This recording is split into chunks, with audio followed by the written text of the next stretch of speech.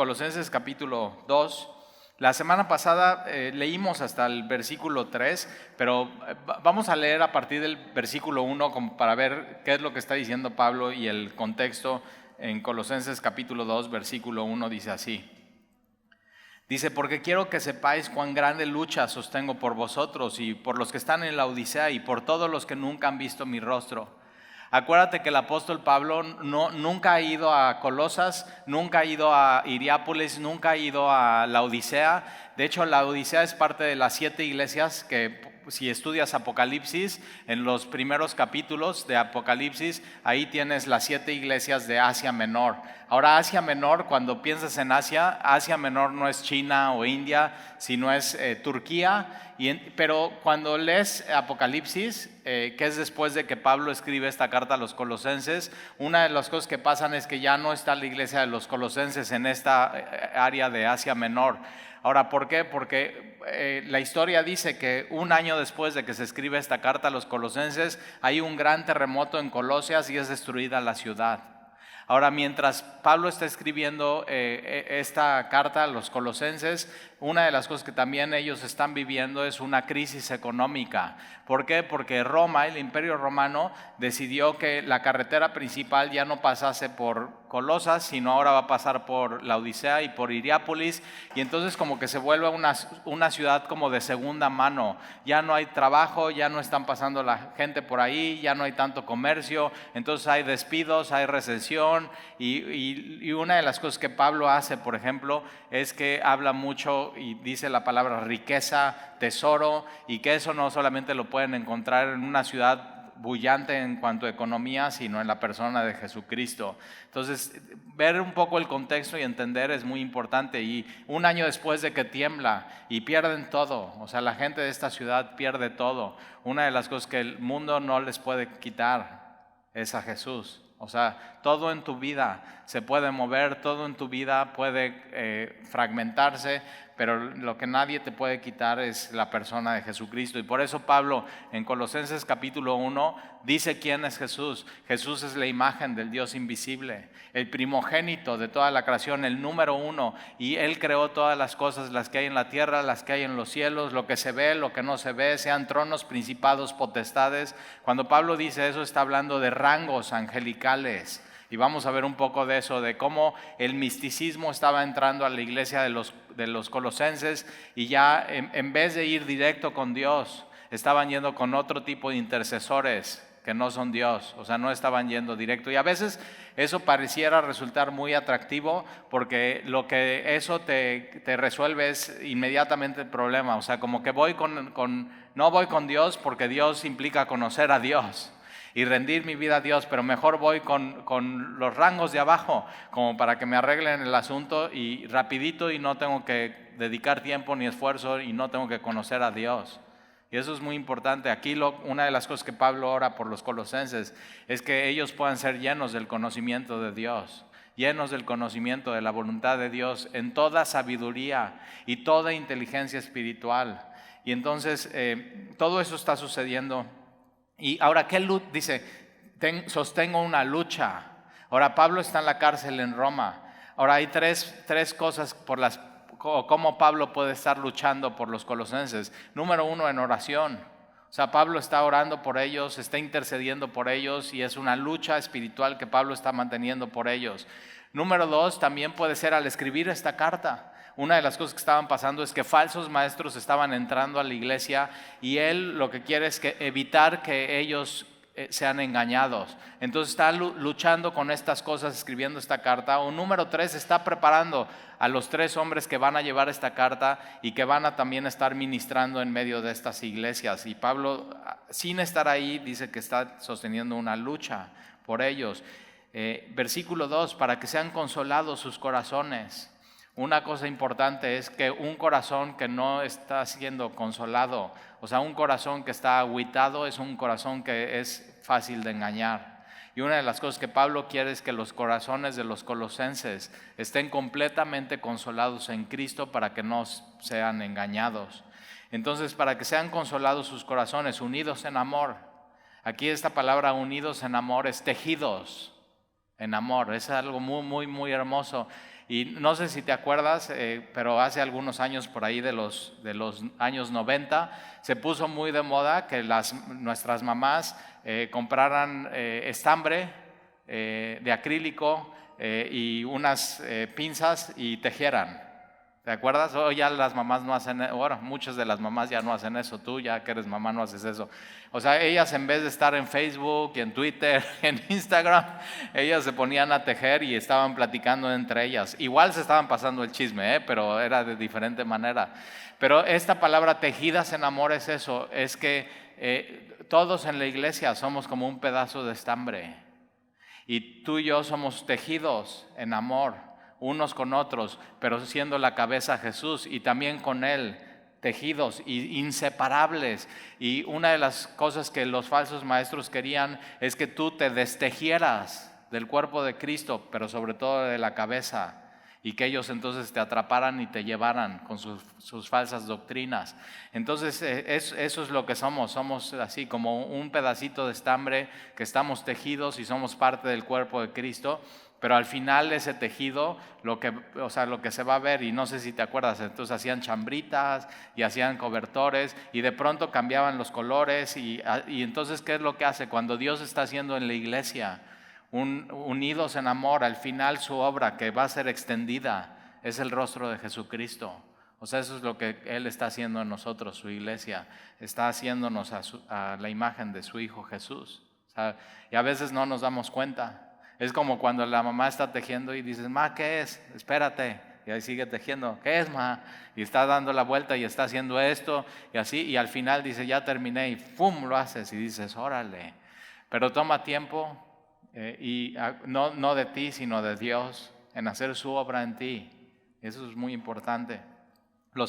Todo lo que vamos a ver de los falsos maestros aquí en Colosas, ellos lo que querían hacer es, en vez de poner el foco en lo que Dios hizo, es qué puedes hacer tú como hombre para hacerte más espiritual. Y otra vez, eso es un humanismo, y el Evangelio es totalmente contrario a eso. El Evangelio no se trata de ti. Por eso hay gente que dice, no, a mí no me gusta el Evangelio, porque y el Evangelio se trata 100% de lo que Dios hizo, pero pues aplica en tu vida, y entonces eso es lo que hace toda una diferencia.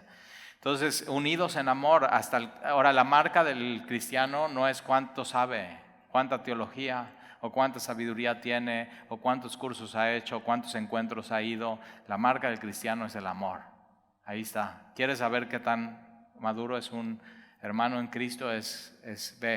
Su amor. Ahora, su amor no comparado con otro de la iglesia o contigo, sino su amor, la caña de medir es Jesús. O sea, 1 Corintios 13, el amor es sufrido, el amor es benigno, el amor todo lo cree, el amor todo lo espera, el amor nunca deja de ser. Ahora, tú una de las cosas que puedes hacer en 1 Corintios 13 es cambiar por tu nombre. Talí es sufrido, Talí es benigno, Talí nunca deja de amar. Y dices, pero puedes ir más allá y puedes poner el amor es Jesús. Y entonces puedes poner Talí ama como Jesús ama. Talí sufre como Jesús sufre.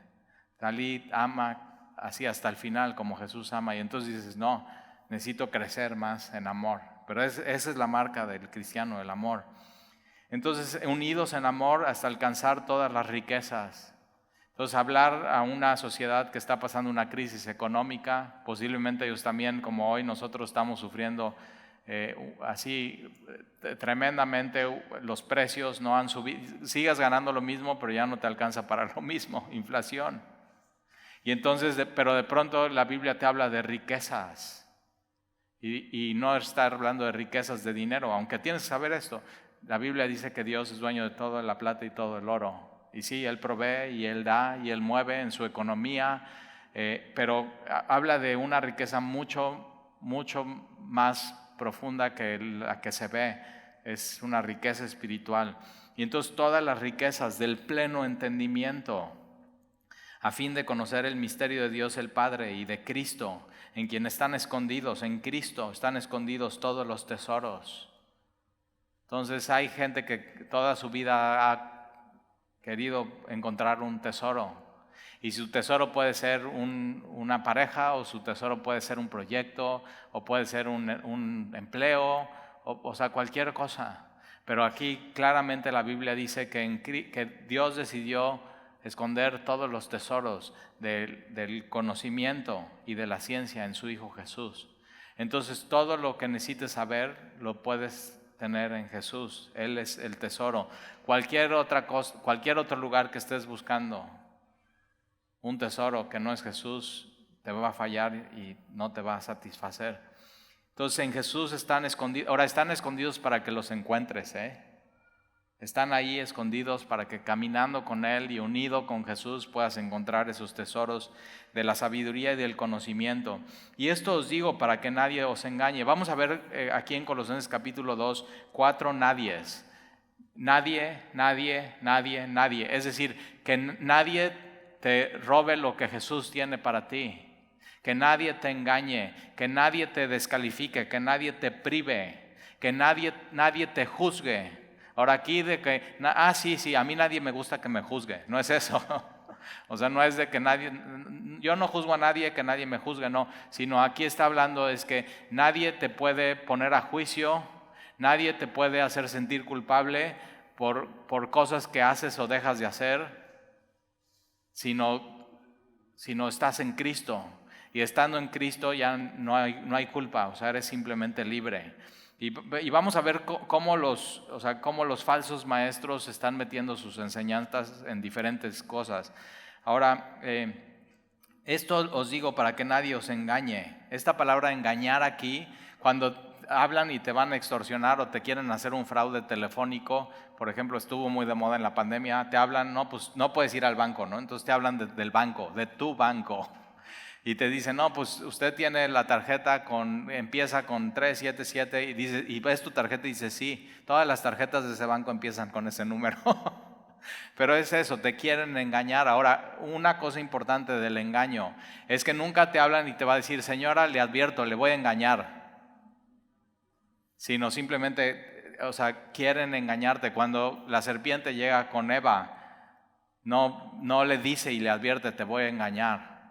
Entonces, tienes que saber que va a haber gente que te va a querer engañar. Ahora, aquí engañar, cuando te hacen un fraude telefónico, lo que ellos están buscando es quitarte algo de ti, despojarte algo de ti.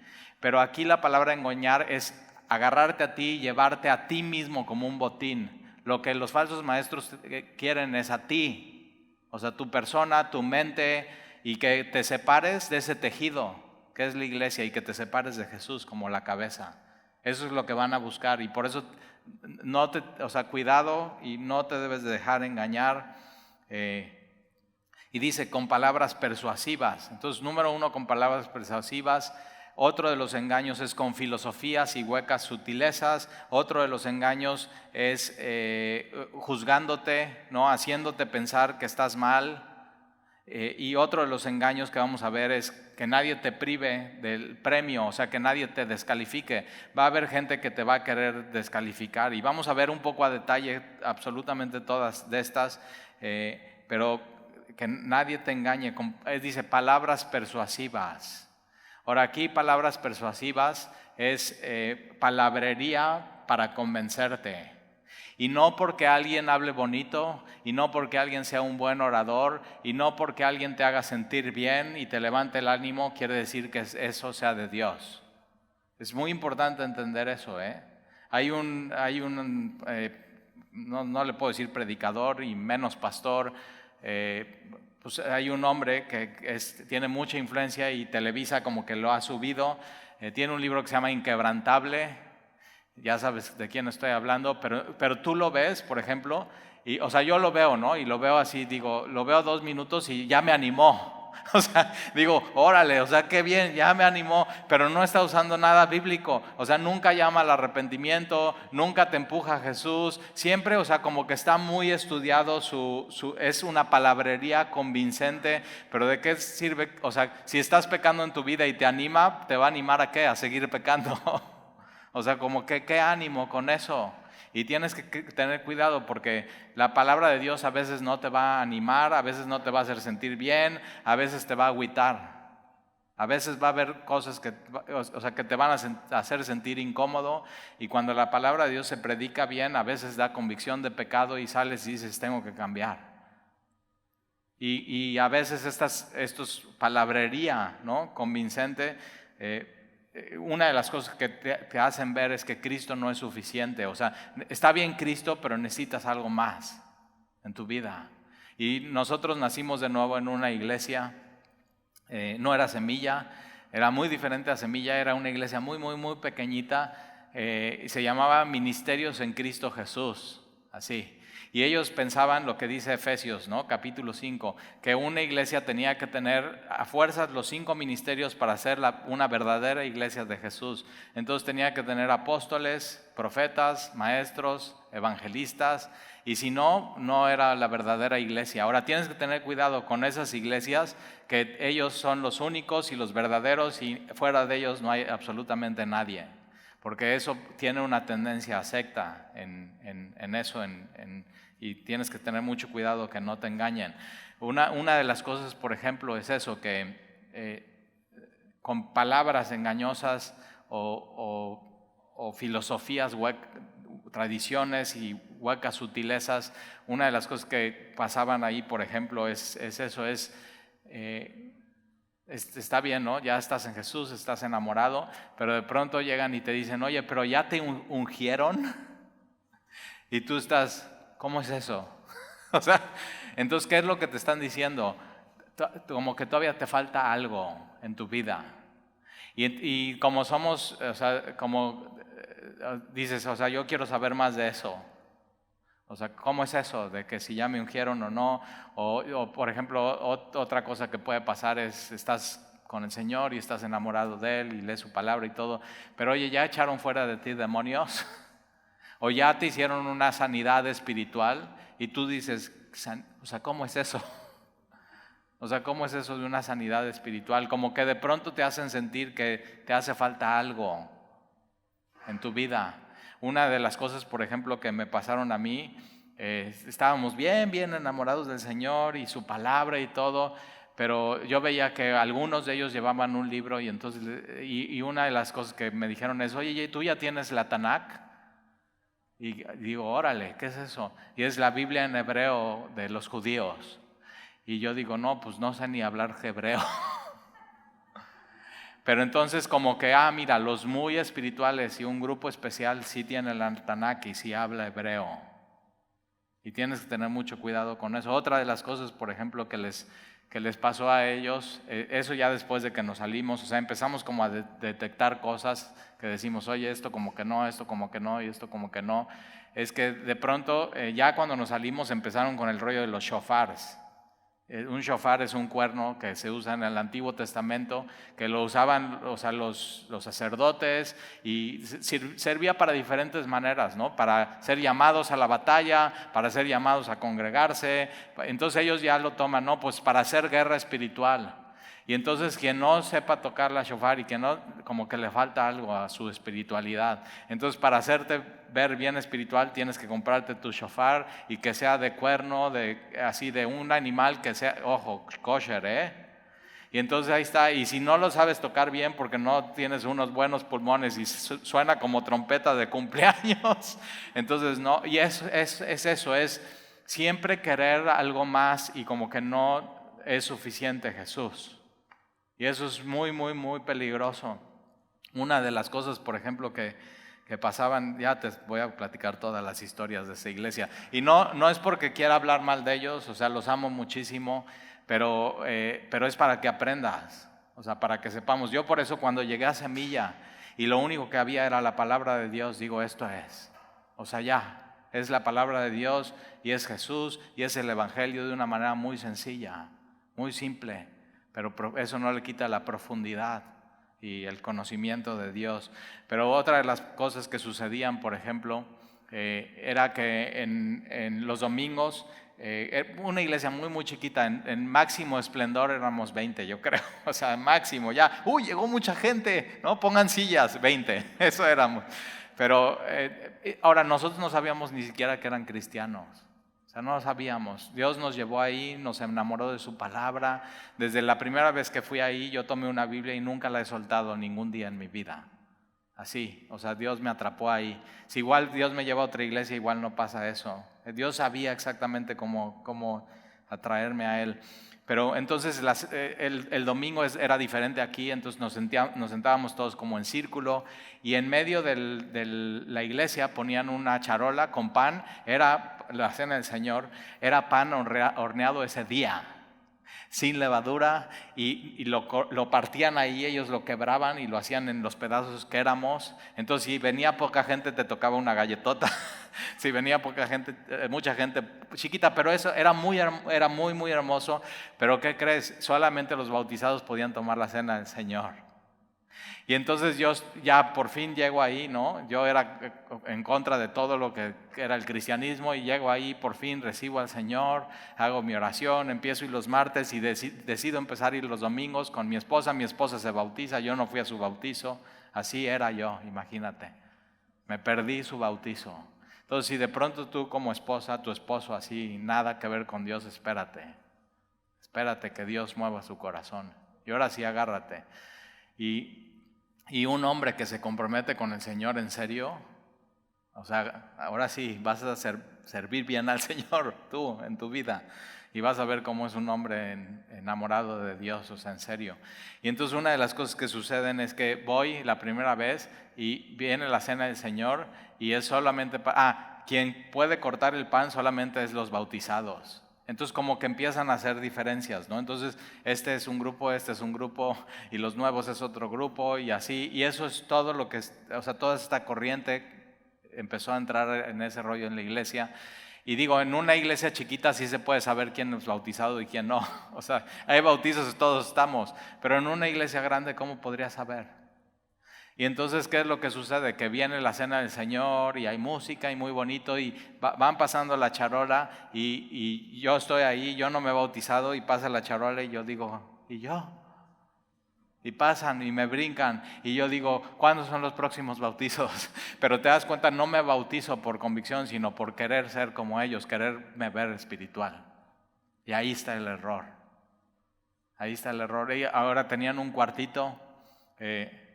Déjame te platico otra historia. Antes de esa, tenían un cuartito, pero y en el domingo, para tú poder entrar al lugar donde era esta reunión, si eras mujer tenías que ponerte falda y larga, no minifalda, larga hasta el tobillo. Y entonces ¿qué pasa si tú invitabas a alguien nuevo y no llegaba a falda? Todas esas pero no, ponte falda, te ves muy espiritual, mujer. O sea, como que muy pura y muy pulcra. Entonces, ¿pero qué? Tú te puedes poner falda de lunes a domingo y andar, ¿te das cuenta? ¿Y eso qué? Todos son cosas externas, pero se ve muy espiritual. Entonces, si tú invitabas a alguien y traía jeans, ¿por qué no había un cuartito donde tú podías llegar y tomar una falda y te la ponías? Y dices, yo me gusta este color, te ponías tu falda. Así dices, Talí, ¿de dónde te sacó Dios? Ahí me salvó Dios. Increíble. Pero y por eso cuando llego a Semilla empiezo a leer la Biblia, digo, o sea, una sencillez, una frescura, o sea, tan sano, sana doctrina, y sanas obras, y sana fe, y sanas prácticas. Y entonces había un cuartito ahí donde al final como que entraba gente y entonces la primera vez que voy, Sandy me dice, voy a ir a orar al cuartito ese. Y digo, voy contigo. No, nada más los bautizados. Chihuahua. Y yo digo, yo quiero saber qué hay en ese cuartito. Y entonces, ¿por qué me bautizo? Por entrar ahí. Ahora está bien, ya me bautizo, muy bonito mi bautizo, Sumérgeme, a Jesús Adrián Romero, la canción, van mis hijos, mi esposa, todo en una alberca, helando el agua en la Ciudad de México, y entonces el domingo ya quiero ir, ¿para qué crees? Para ver qué hay adentro del cuartito. Es muy peligroso, y entonces no tienes paz porque siempre quieres estar buscando lo que sigue. Y la Biblia enseña que cuando llegas a Jesús ya no hay lo que sigue, Jesús es la imagen del Dios invisible, es la persona de Jesús, la que tú necesitas en tu vida. Y es lo único que te puede salvar y es lo único que Él te puede santificar. La santificación no parte de ti, parte de Él. Él la prometió que le iba a hacer en ti. Es muy importante eso. Entonces voy al cuartito, pero ¿qué crees? Antes de entrar al cuartito te tienes que quitar los zapatos. Y yo digo, eso sí, creo que es bien espiritual. Pero nadie me avisó y traigo mis calcetines rotos, ¿no? Entonces eso ya no es muy espiritual. Pero entonces ya te metes al cuartito y era un cuartito así de 5x5, o sea, chiquito, y había solamente como una mesa de madera, como un altarcito y una vasija. En esa vasija había aceite y había 2 velas y ya. Y orabas, entrabas y orabas y ya. Pero se veía muy espiritual eso. Y entonces, pues ya sabes, has visto las películas de los musulmanes para entrar a su lugar, se tienen que quitar los zapatos. Gandhi vivía descalzo y eso se ve muy espiritual. Cuando te invitan a una clase de yoga te quitas los zapatos y se ve muy espiritual. Y entonces yo digo, no, pues eso es muy espiritual, entrar a ese cuartito. Pero el que me estaba discipulando, un día le digo, oye Gerardo, ¿y por qué se quitan los zapatos antes de entrar al lugar de oración? Y me dice, pues mira, lo que pasa es que hace mucho que empezamos la iglesia. Para entrar a la iglesia hay un jardín y el jardín tiene pasto y de pronto llueve y se hace tierra y se hace lodo y entonces entra la gente y el cuartito tiene alfombra blanca y entonces para que no manchemos la alfombra nos quitamos los zapatos. O sea, algo tan terrenal y nosotros ya haciéndolo un tema espiritual y una como tradición de hombres. Y tienes que saber que aquí lo que vamos a ver es, nadie te engañe con tradiciones de hombres. ¿Por qué? Porque todo lo que lleva el toque del hombre está centrado en el hombre y no está centrado en Dios, y eso no es el evangelio. Y es muy importante entender todas esas cosas. Y entonces, versículo 4, y esto lo digo para que nadie os engañe con palabras persuasivas, porque aunque estoy ausente en el cuerpo, acuérdate, Pablo en una prisión en Roma, no obstante en espíritu estoy con vosotros en oración, gozándome y mirando. Ahora, ¿cómo puede ver Pablo, cómo puede mirar a los colosenses? Los puede mirar de lejos a través de Epafras, que fue Epafras de Colosas a la cárcel, y Pablo le está diciendo, ve cómo son, están llenos de amor y están llenos de fe. Y entonces Pablo dice, yo me gozo por cómo están ahí ustedes en Colosas, es decir, me gozo porque todavía no ha entrado el engaño, pero que todavía no ha entrado el engaño en tu vida o en tu iglesia no quiere decir que no esté el peligro. Siempre el peligro va a estar ahí de ser engañado, entonces tú tienes que estar listo para eso. Entonces, gozándome y mirando vuestro buen orden y la firmeza de vuestra fe en Cristo. 2 cosas. Está diciendo Pablo, ustedes tienen un buen orden y firmeza de fe en Cristo. Los 2 son términos militares. Entonces Pablo está diciendo, ustedes como cristianos son como soldados que están en buen orden, formados en una fila. ¿Has visto los soldados cómo se forman en una fila antes de hacer cualquier ejercicio militar? Y están uno tras otro, tras otro, tras otro. Y Pablo dice, nadie de ustedes ha sido atraído por el enemigo. Nadie de ustedes se ha dejado engañar. Ahora, ¿por qué es importante estar así? Porque si de pronto a tu lado alguien se está dejando engañar, tú tienes que decirle, hey, no te dejes engañar. Mira que nadie te engañe. Por eso la importancia de estar unidos en amor, para que cuando de pronto veas alguien se está saliendo de la fila, del orden del evangelio, entonces lo tienes que regresar a eso, porque si no se va a pasar. Mira, pensar que Jesús no es suficiente y que necesitas otras cosas es salirte del orden y pasarte a la línea del enemigo. ¿Por qué? Porque pensar que Jesús no es suficiente es una afrenta contra Dios. Decir que la cruz no es suficiente es una afrenta contra Jesús. Decir que su sangre derramada no es suficiente y que necesitas algo más para tu espiritualidad es una afrenta contra Dios, es una traición contra el evangelio, y eso es muy importante entender. Entonces, un buen orden. Ahora aquí orden también Pablo usa en 1 Corintios 14, dice, hagan en la iglesia todo decentemente y en orden. ¿Cuál es el orden? El orden bíblico. Entonces, lo que no ves en la Biblia no lo haces, porque si haces eso es un engaño. Entonces, un buen orden y firmeza de tu fe en Jesús. Otro término militar, firmeza, es no dejarte mover, no estar suelto, inamovible. Es decir, no me muevo del evangelio. Aunque venga el engaño, yo no me dejo engañar, no me dejo atraer. Puede venir el engaño y me pueden decir, oye, acuérdate, los gnósticos son los que conocen. Oye, ¿ya conoces esta cosa oculta que nadie conoce, pero nosotros sí? Dices, no me muevo de aquí. Del evangelio, que es claro, que es sencillo y que está disponible, está abierto, está a la luz. Para quien, o sea, no hay nada oculto, no hay nada místico, es el evangelio de Dios. Entonces tú y yo tenemos que ser como soldados, no me muevo, inamovibles del evangelio y resistir el ataque de los falsos maestros que atacan con la mentira. Entonces, soldados siendo atacados en orden y firmes. Eso es lo que tenemos que hacer. Siempre estos falsos maestros siempre te van a querer robar la paz. La paz que tienes ya de decir, Dios me ama, soy salvo, estoy seguro, pero ellos y una de las cosas es que si no haces esto, vas a perder tu salvación. Si no haces esto, vas a estar descalificado. Y aquí la Biblia dice que no te dejes engañar, no permitas que nadie te descalifique, que nadie te prive de tu premio. Y entonces, ¿qué si alguien te dice, no, es que si no haces esto, no, por ejemplo, bautismo? Yo conozco gente que se ha bautizado 3 o 4 veces. ¿Por qué? Porque entonces llega a una iglesia y le preguntan, oye hermano, ¿y tú cuando te bautizaste, en qué nombre te bautizaron? Y estás en nombre, como que en un nombre. Sí, o sea, porque la Biblia dice que te tienen que bautizar en el nombre del Padre, del Hijo y del Espíritu Santo. Y si no te bautizan de esa manera, no sirvió tu bautizo. Y tú ni te acuerdas. Tú lo que te acuerdas es que recibiste a Jesús en tu vida.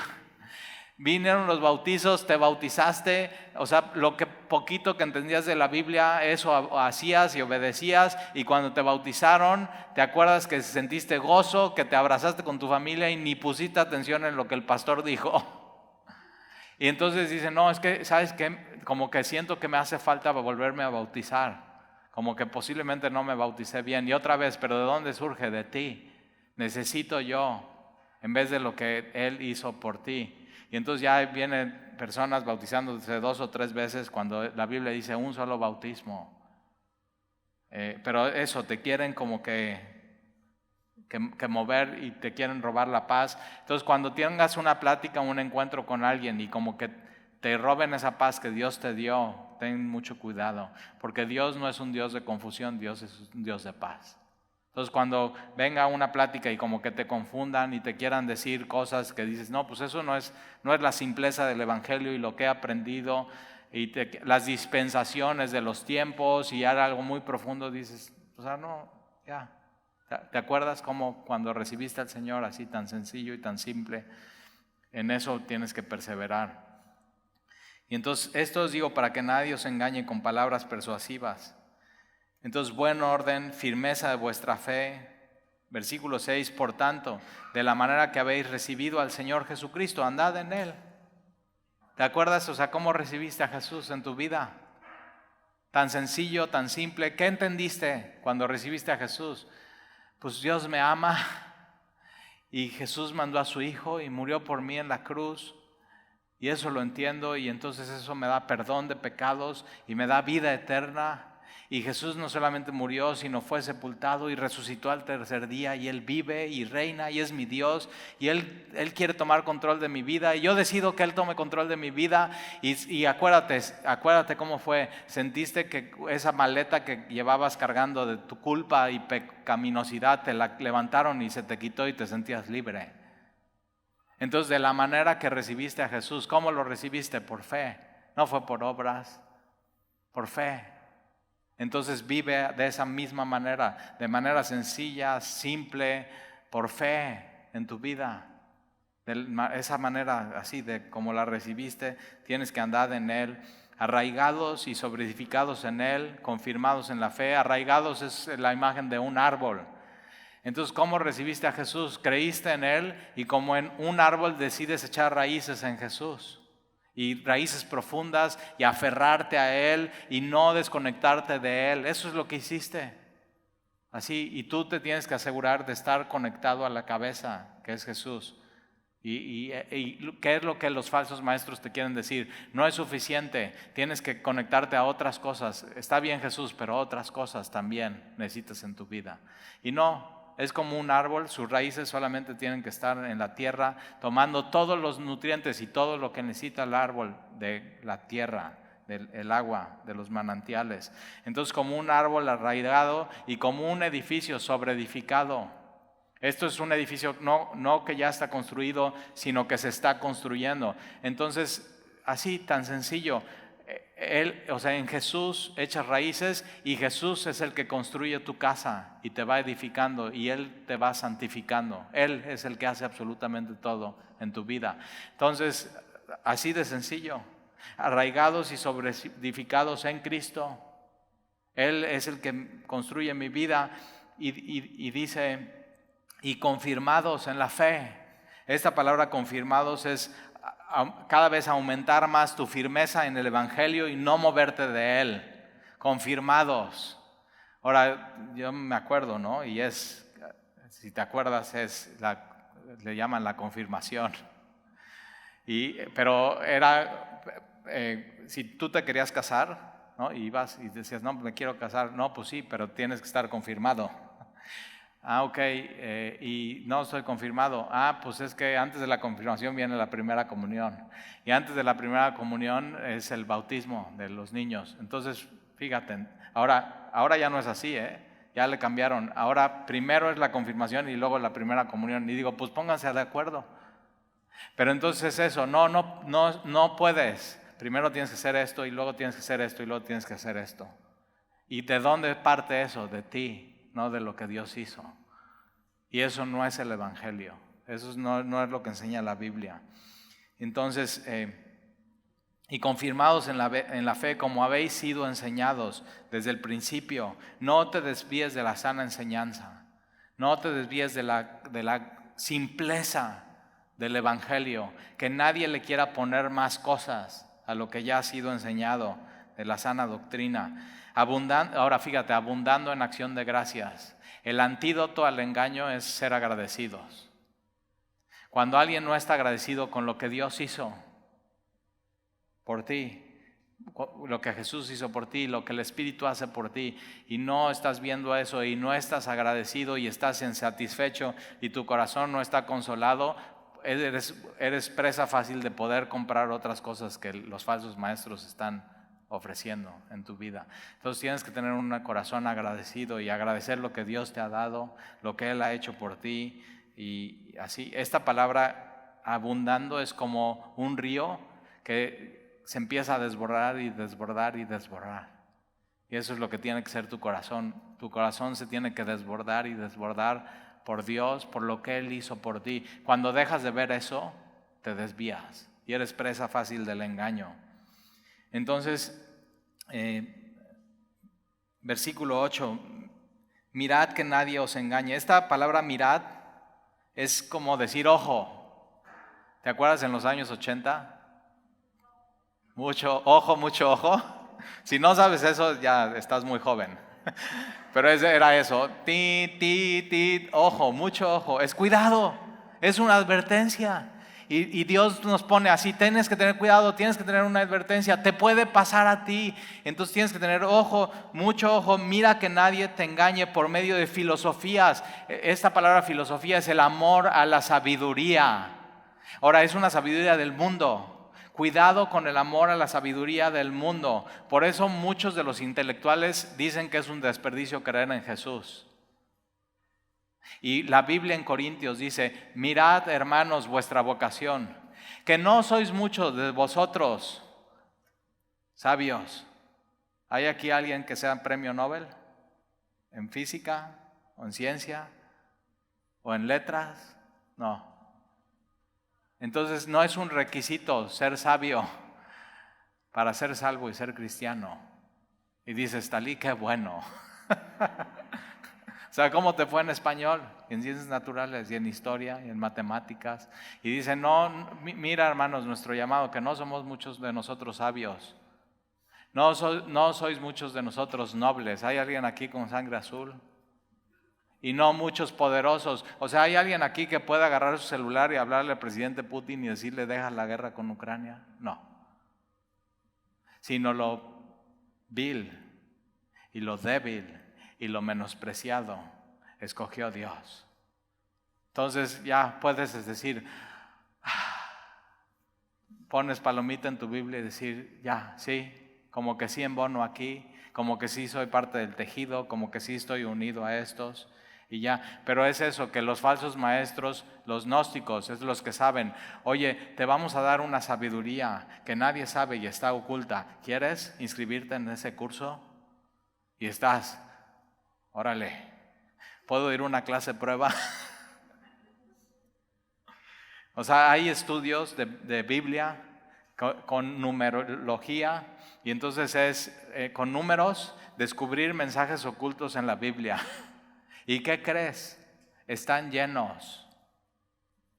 Y dice Pablo, mira que nadie te engañe con filosofías, amor a la sabiduría y huecas sutilezas, cosas vacías que te dejan un engaño en tu vida y es eso, te deja más vacío de lo que llegaste por estar buscando donde no tienes que buscar. Entonces, mirad que nadie os engañe por medio de filosofías y huecas sutilezas, según las tradiciones de los hombres. Ahora, las tradiciones son muy bonitas. O sea, yo amo México, amo mi país, amo sus tradiciones, pero espiritualmente no sirven de nada. O sea, la verdad, son tradiciones de hombres. Todo lo que lleve la marca del hombre no es el Evangelio. El Evangelio lleva toda la marca de Dios. Y entonces sí, posiblemente tu abuelita te enseñó que ellas tenían la tradición, pero es tu abuelita y no es Dios. Y tú y yo tenemos la palabra de Dios, que es, la tradición es lo que se transmite.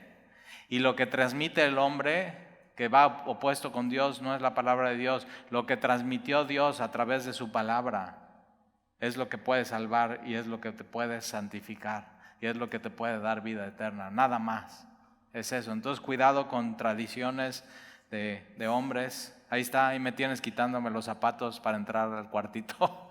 Y es una tradición del hombre y no te hacía más espiritual, pero todos pensando, porque nos encanta poder medirnos, nos encanta poder sentirnos espiritual, nos encanta que nos vean otros más espirituales de lo que somos. Y entonces ahí vas con tu librito del Tanakh y en hebreo y lo abres y de un lado está en español, de un lado en hebreo y estás así leyéndolo y te preguntan, ¿y sabes hebreo? Y dices, no, pero me veo muy espiritual. ¿Ya ves? Ahí está. Y hay, o sea, sí hay sectas, tienes que saber si hay sectas en México. Una de ellas y muy peligrosa, que hace tiempo se puso muy, muy peligrosa. Y sí, por supuesto, sí, una de ellas es La Luz del Mundo, son de aquí de Veracruz. Pero vamos a dejar eso, ya está siendo juzgado allá en Estados Unidos. Pero una secta y algo muy peligroso son los judíos mesiánicos. Y yo tenía un carpintero en Cuernavaca, dices, Talí, pues ¿cuánta gente conoces? Sí, pues tenía un carpintero en Cuernavaca que nos iba a hacer un vestidor, ¿no? Y iba a hacer unas cajoneras. Y entonces ya me dice Sandy, no, ya encontré un carpintero buenísimo. Y llega y lo veo vestido todo de negro, con una camisa blanca y sus patillas como así, y unas como filacterias, así como unas cosas colgando acá, y digo, y yo soy muy curioso, y digo, pues le tengo que preguntar qué onda a este cuate, y le digo a Sandy, ¿cómo se llama? Y dice, se llama Jesús, y yo digo, a ver, carpintero, Jesús, y así vestido, digo, tengo que ir a hablar con este cuate, o sea, no puedo no dejar de hablar con este cuate, y entonces voy y me acerco, y aparte era buen carpintero. O sea, buen carpintero. Es difícil encontrar un buen carpintero. Y entonces me acerco y le digo, ¿y cómo te llamas? Y dice, me llamo Yeshua. Y digo, órale, qué cuate más interesante. ¿Y cómo te apellidas? Y me lanza un nombre en hebreo. Y yo digo, ¿tú eres judío? O sea, dice, sí, judío mesiánico. Le digo, pero a ver, ¿tienes sangre judía? Así, ahí ya... Entonces, pregúntales eso. Y dice, no, pues mira, no mi papá, ni mi mamá, ni mis abuelos, pero yo creo que hace mucho tuve unos... Digo, ya es indefendible eso. Pero entonces ya sí son judíos y la verdad su apellido era Pérez, ¿no? Entonces, Y es eso, que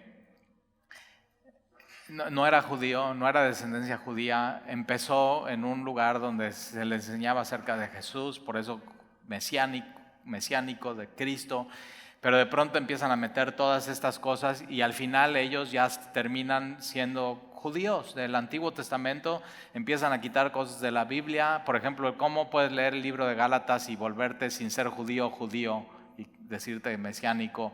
Y entonces ya al final terminan simplemente con los 5 libros de la Biblia y se vuelven kosher. Y sí le dije, oye, ¿no comes tacos al pastor? Qué mala onda, ¿no?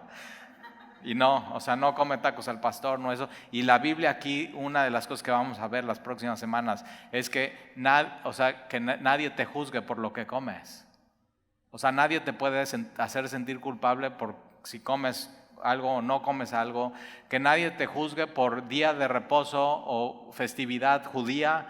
Tenía también una persona que nos ayudaba en casa, te digo, o sea, tengo historias, y se llamaba Geo, muy linda, hacía unos chiles en nogada, la extraño mucho por los chiles en nogada, la verdad. Pero bueno, llegaba el 15 de septiembre y todos querían venir a mi casa de la iglesia por los chiles en nogada. Pero un día se acerca, ella era cristiana, pero era del 7º día, entonces los que guardan Shabbat. Y entonces, y aquí dice, ¿no? Que nadie te juzgue por eso, o sea, ya. Y entonces viene y me dice, Talí, ¿te puedo hacer una pregunta espiritual, ¿no? Religiosa. Y digo, claro que sí, Geo. Y me dice, es que fíjate que mi hijo se casa el sábado y yo no puedo ir porque soy cristiana del 7º día y me lo prohíbe mi pastor. ¿Qué hago? O sea, ve qué tremendo. O sea, qué engaño. Y ya tú sabes ya que le contesté, ¿verdad?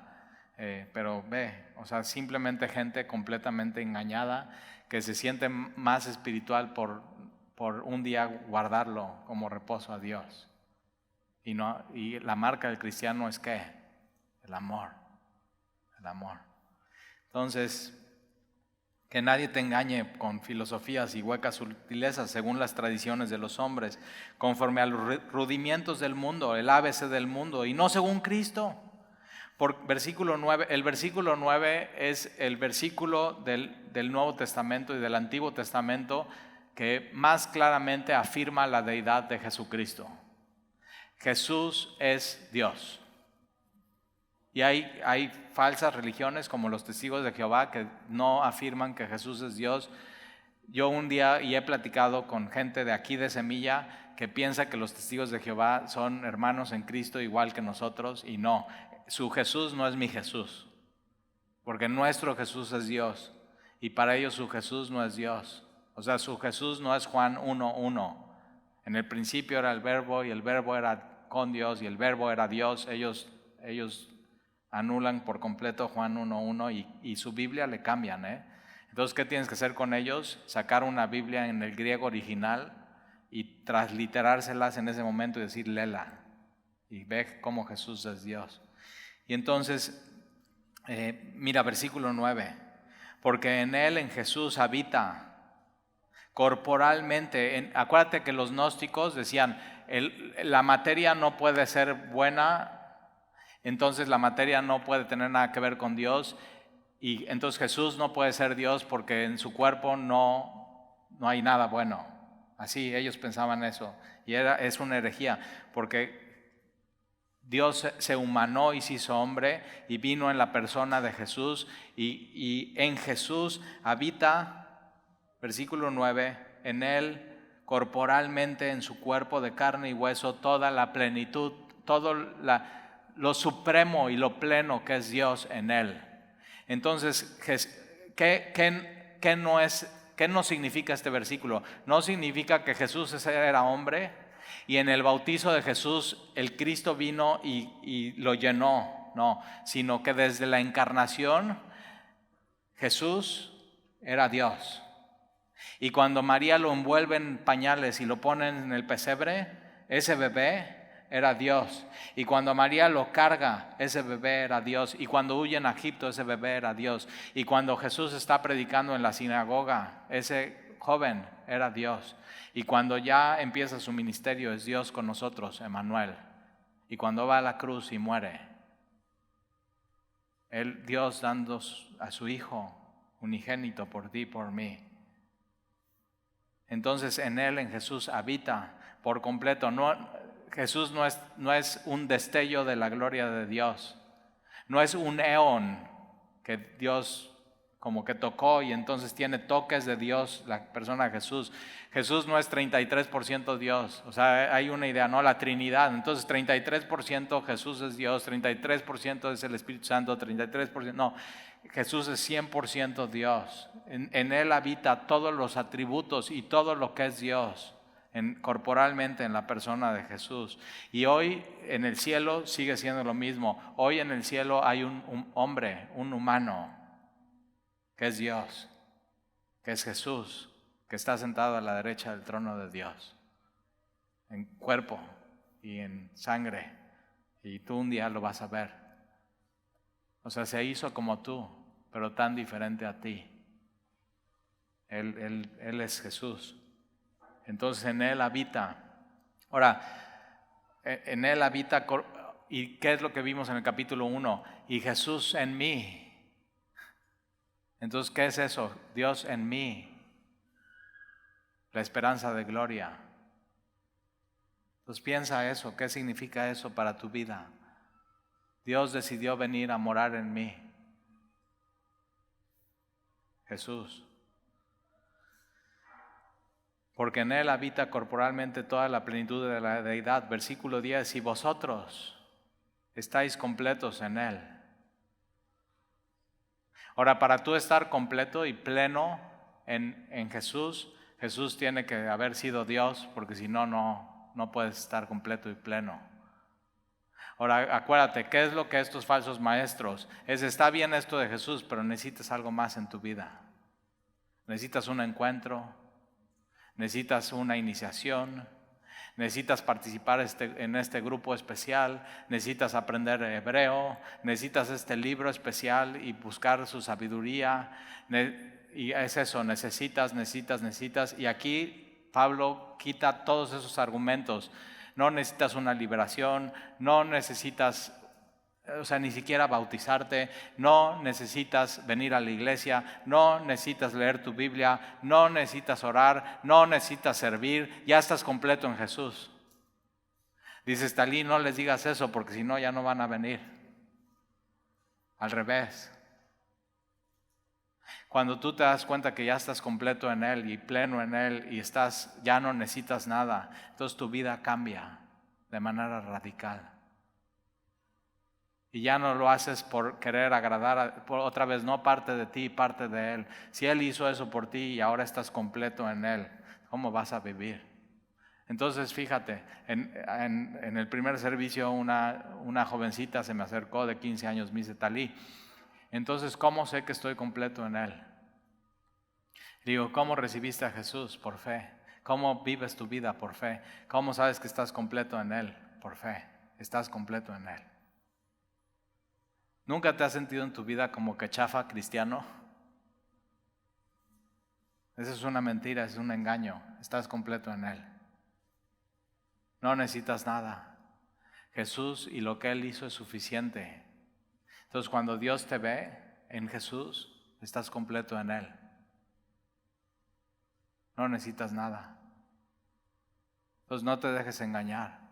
No te dejes engañar. Es que necesitas hacer esto, hermanita. Para allá, ahora sí, necesitas ayunar una vez a la semana y ya con eso vas a ver. Digo, no, ya estás completo en Él. No necesitas ayunar una vez a la semana, pero si estás completo en Él y entiendes que ayunar es decir, quiero buscarle. Entonces eso cambia todo en tu vida. Entonces ya estás completo en Él. Ahora, ¿qué tienes que asegurarte? Estar entretejido con Él, echando raíces en Él, que tu vida sea sobreedificada en Él. No es por ti, es por Él. Nadie ofrece esto, sino solamente el Dios de la Biblia. Ya estás completo en mí. Entonces ya nadie te puede engañar, nadie te puede manipular, nadie te puede hacer sentir menos espiritual. Y entonces todos los días que despiertes en la mañana, así abre tus ojos y di, estoy completo en Él.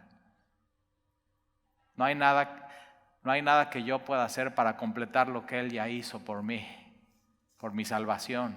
No hay nada que yo pueda hacer para que Él complete en mí lo que Él prometió, mi santificación. Entonces ya estoy completo en Él, ya tengo todo lo que necesito, no necesito nada más. Cuando tú le quieres agregar algo a Jesús, le estás no sumando, le estás restando. Piénsalo. Porque si ya estás completo, para meter algo en tu vida, tienes que quitar algo. Y tienes que quitar a Jesús y su obra en ti. Entonces no le restes a Jesús. Ya estás completo en Él. Entonces, ¿cómo vives tu vida? Sabiendo esa verdad que transforma. Entonces, en Jesús habita toda la plenitud de la deidad y Jesús habita en mí, la esperanza de gloria. Y entonces yo ya estoy pleno. Esta palabra completo es lleno, lleno. O sea, no estás 33% lleno y pleno. No estás 50%, estás 100% lleno. Y es lleno, lleno. Nunca has ido a la gasolinera y le dices lleno. Y te dicen lleno, lleno. O sea, ¿cómo es eso? Sí, o sea, hasta que no nada más que bote, sino le metes un poco más y dejas, ya no cabe en nada. Así estás en Jesús, lleno, lleno, y no necesitas nada más. ¿Lo crees? Es por fe, ¿eh? Entonces no te dejes engañar, nunca. ¿Ok? Vamos a orar.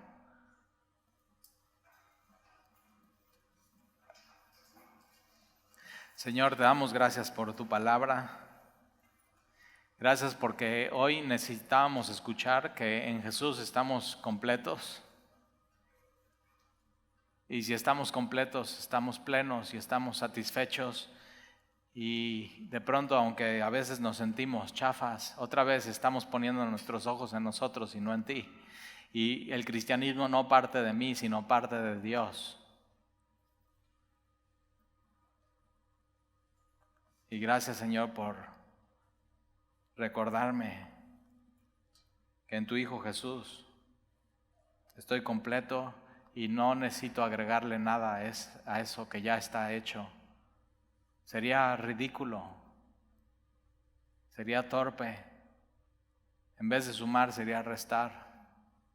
Y entonces, Señor, gracias por recordarme que ya estoy completo en ti y que no necesito absolutamente nada más que asegurarme de estar completamente conectado como un árbol con sus raíces y como un edificio creciendo, pero en ti, Señor. Y qué tremenda libertad, porque si ya estamos completos, eso cambia nuestra manera de vivir y de ver la vida, y podemos tener paz. Gracias, Señor, porque tú nos recuerdas esto hoy y has derramado tu amor en nuestros corazones. Y es todo tu amor, Señor, no una parte, todo tu amor. Y gracias, Señor, porque necesitábamos escuchar eso de ti. Estás completo en mi Hijo. Y lo recibimos, Señor, y lo abrazamos y lo hacemos nuestro. Y te lo pedimos en el nombre de Jesús. Amén.